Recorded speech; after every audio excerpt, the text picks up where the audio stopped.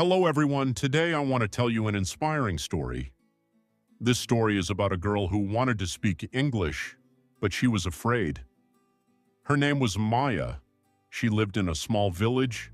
She always wanted to speak English like other people, but every time she tried, she made mistakes.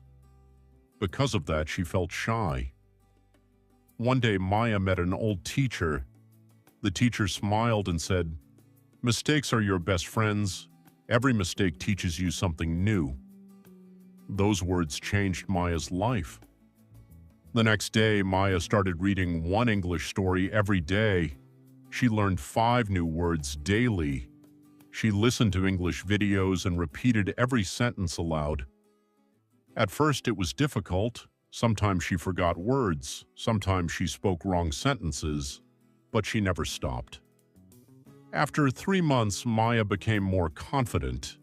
She could understand simple English. She started talking to her friends in English. After 1 year, she spoke English fluently. She even got a good job because of her English skills. People asked her, "How did you learn English?" Maya smiled and said, "I practiced every day. I was not afraid of mistakes." So, my friends, if you want to speak English, remember these 3 simple rules.